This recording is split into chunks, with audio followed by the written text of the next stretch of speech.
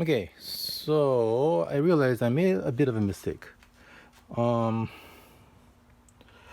could see the original fretboard on top, the black one, which is probably something else, stained black, versus the brown rosebud one, which I just purchased for this thing and fitting on the neck right now.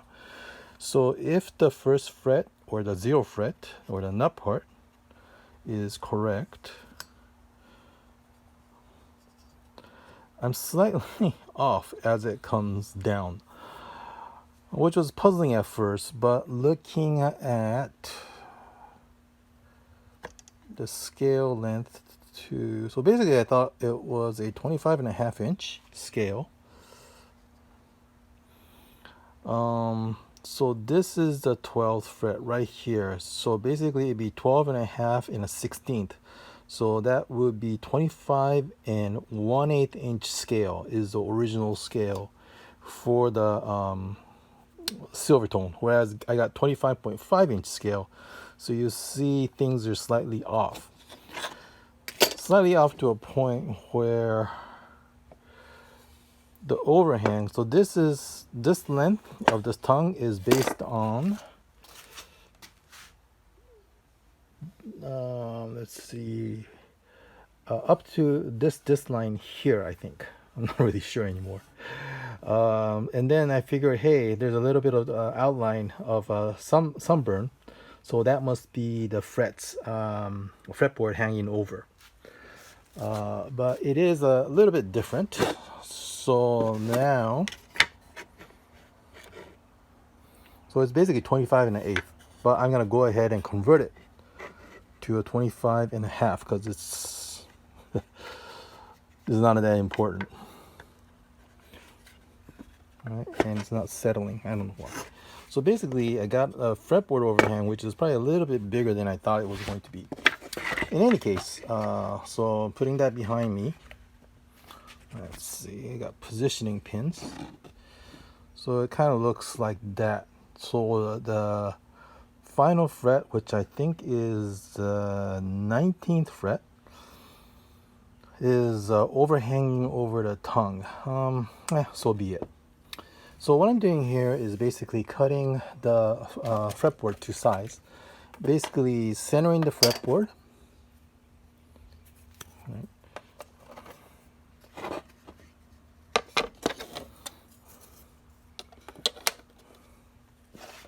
So the fretboard used to look like this.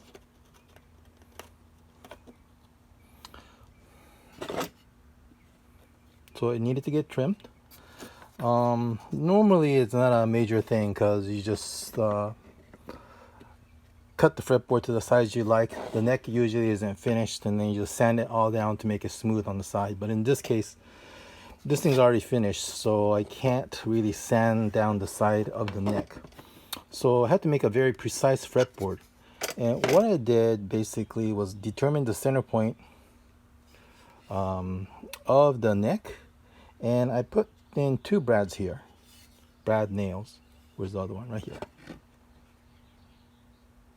Right here and here. So, and corresponding holes to the fingerboard, because I needed a very precise locationing of the fingerboard. So I would basically cut the fingerboard down into size and sand it on my belt sander to come to a shape. And with machine work, this is about close as I could come. It's near perfect here. Here it seems like the neck is a little skinny, so it's correct here. So this is the fretboard is virtually completely flat on the side, but basically there's like an indentation here on the neck side. Neck is a little bit skinny. I don't know if it wore down or they just made it like this to begin with. But in any case, so the next step is to glue down this fingerboard and put dots in and frets, and don't forget to put the thrust rod in when I glue the fingerboard down. Okay, so this is the gluing of the fingerboard to the neck. So it still has the positioning pins, so the fretboard will go in. It won't creep or move around. Right. I have a bit of a tape covering the truss rod, so the truss rod won't stick onto the fingerboard. And I did put a little, let's see, a screw in there, wood screw, to hold this piece better than just a butt glue joint. Right? Probably not much better, but okay. Gotta make sure I don't stab myself with that brad I have.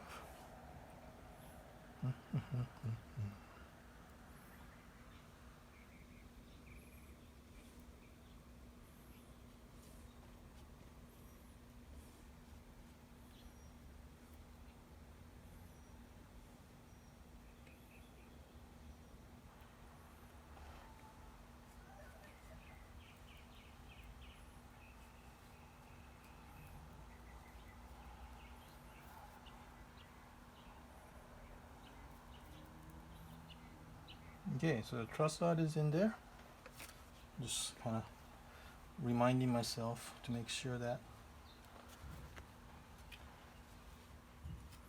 trying to suck up any extra glue, so to reduce the amount of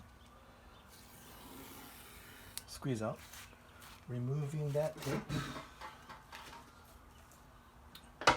Although I think there's really no problem in keeping that tape in there. And matching the brads. You see it slightly over here.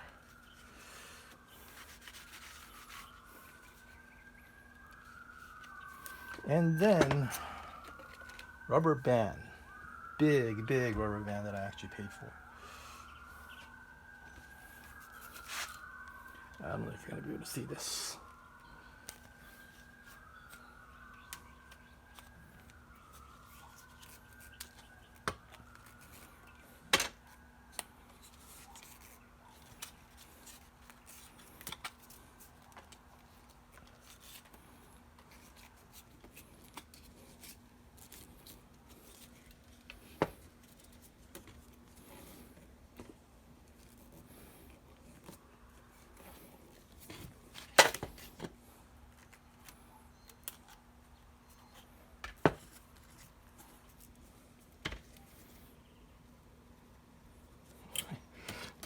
Thumb is cut in there. Yeah. I just need to get the rubber band underneath the rubber band. All right. And kind of feeling out to make sure it's centered. The rubber band should naturally center the fretboard with whatever you're gluing it to, usually the neck. See, start from this end. A little bit concerned there, so let's put a clamp in there.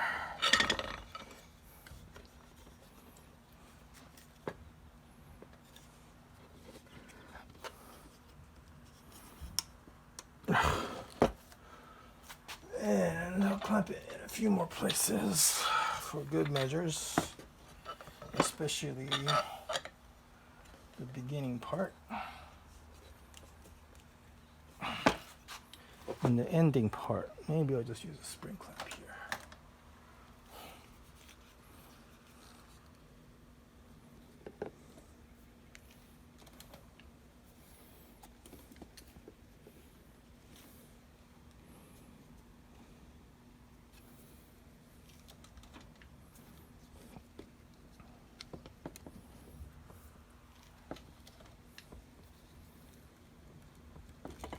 Probably don't need all these clamps, but something turns out not good. And the question is, why didn't I clamp it? Better safe than sorry.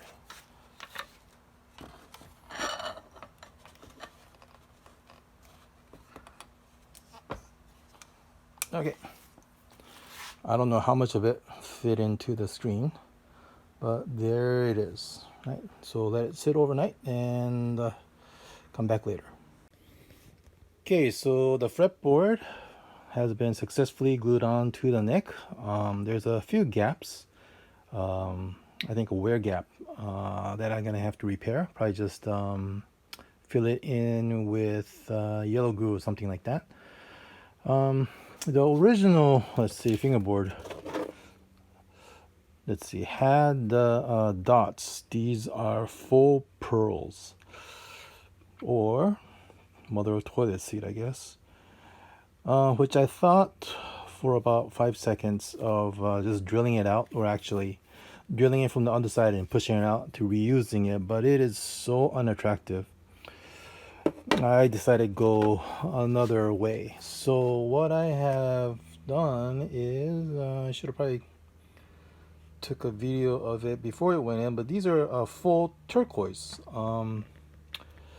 Had these ones I bought for a blue guitar I made a long time ago. Never used the extras, but for some reason this kind of the yellow headstock, the art deco, I don't know why I get the feeling, but it's sort of like a Southwest theme. So I said, hey, the turquoise dots probably go well with it, and it actually went pretty well with it. Also considered pearl, Paua abalone, which is what I usually use because they're very pretty, or a white pearl, which is closer to what it is, but kind of want to make a statement that, hey, this has been modified. It's not just a straight Silvertone. So decided to go with the blue instead, the turquoise. So in terms of the position markers, let's see, here you go. Originally it had 5, 7, 9, and 12, a single dot on a 12. And I had 6 dots of turquoise. So basically it went 5, 7, 9, 12, and 15. I also had a whole bunch of these 2mm small turquoise that was left over. So basically put it all the way in the conventional positions. Previously, this one is just painted, and it didn't have any side dots. So with the side dots, basically I just went with thin super glue, cyanoacrylic glue, a drop of it, and to adhere it. On top, I actually went with epoxy, basically epoxy with my black dust, whatever this is, fresco color, lamp black. Just need a little bit of it, and it turns the epoxy into black. So this is sort of a gap filling too. So I kind of drop a wallop of the epoxy in the hole, and then I just push in the dots, and oozes out, and I clean it out a little bit because it's not fun sanding epoxy all day. It's a lot of work. So try to clean it up as much as possible, and now I'm gonna let it dry, and sand it down, and it should look good. Okay, so I have the dots filed down, sanded down, nice and smooth. So I kind of think it looks nice. Maybe not. We'll have to see. So generally this is what it'll look like. Yeah, I think the bridge may be a little low,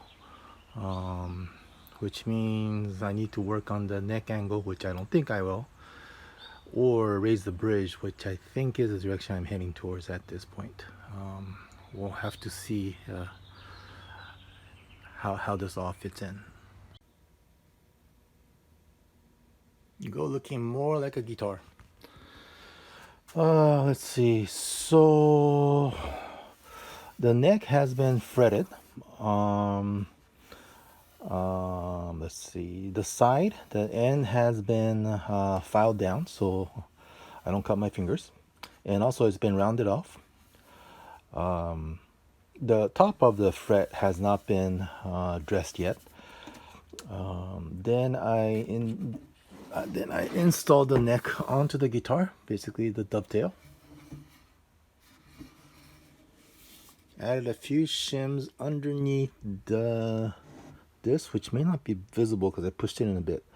The intent here is to have some gluing surfaces, a connection between the top and the bottom of the tongue. The hope is this part is stable. It doesn't come up, or if there's a gap, I guess it could go down. So basically trying to make that relationship as firm or fixed as possible by putting a little bit of shim underneath with glue on both sides, so the bottom of the tongue and the top of the guitar will actually glue itself together. Let's see. So generally speaking, the neck came up very straight. At this point, not needing truss rod. Quite surprised how flat it is actually, to about here, and then it's kicking up a little bit, but I think that is the fingerboard kicking up. I didn't dress the frets because once you install the neck onto the guitar, especially an acoustic guitar with the, I don't know what this is called, the extension over the body, it tends to change the angle or the straightness of the fingerboard. In this case, it kind of kicked up a little bit, right? So now that this is glued on, I will dress the frets so it'll be flat despite the kick up. So basically, I think the frets will be leveled lower around here compared to up here. So basically, I think all the gluing is done. So I just need to finish dressing the frets and then assemble all the pieces together, and it should be ready to play. Oh, by the way, let's see, I can't find my bridge right now, but here we go. So I did decide to alter the neck angle to make it a little bit more flat. So I don't have to raise the bridge or anything like this. So in hindsight, I made a mistake in terms of determining the neck angle. When I was basically sighting down the neck to see where it'll end up, I think what I was doing was I was going in much deeper. Normally you have fretboards and the tongue or something like that to prevent the neck from seating too deeply, but in this case it was all broken off, so basically it was just going in, so I didn't really think about that. So when you draw the line, basically let's see, where's the ruler? So basically when I'm determining the height of the neck, basically it was lower. Only because the neck was seating in much deeper than it normally should. So I think in hindsight, the neck angle may have been okay, but then of course I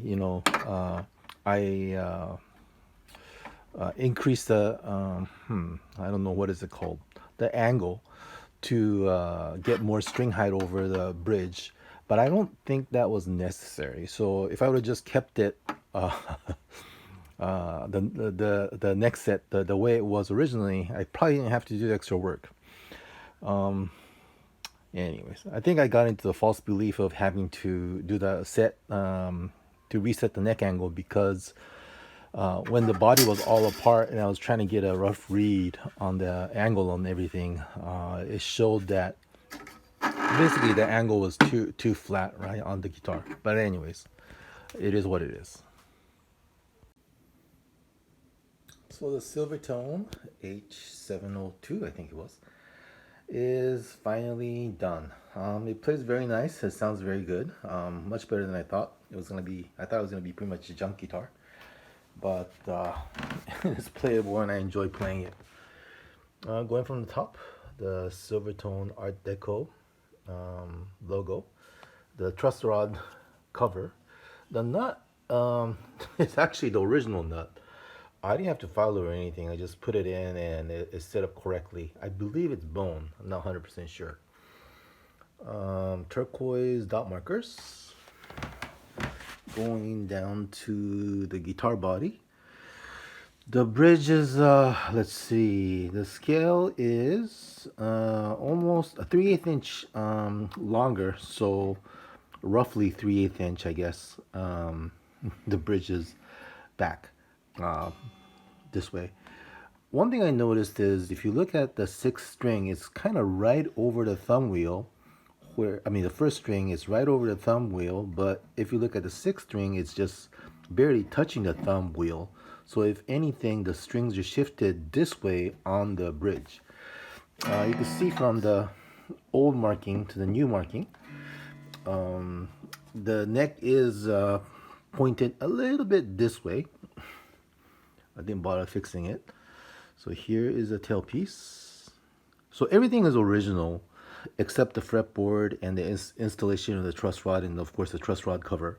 And I think this screw and this screw, the bracket screws are not original. No cracks on the side. The neck has been reset. Put a little bit of rosewood cover on it, cosmetic, to make it look a little bit nicer. Let's see. The end pin is original. The tuner is original. Let's see, it'll focus. Here we go. It is kind of, so I took it apart and greased it and lubed it. It is a bit stiff, but actually it stays in tune. It goes in tune very, very nicely. And it plays very nice. Let's see. Oh, and one other thing is, let's see, I don't know if you can see it there, but I put my sticker in there, JTM Creations, basically to alert people that, hey, this is not a stock guitar. And where is, oh, there you go.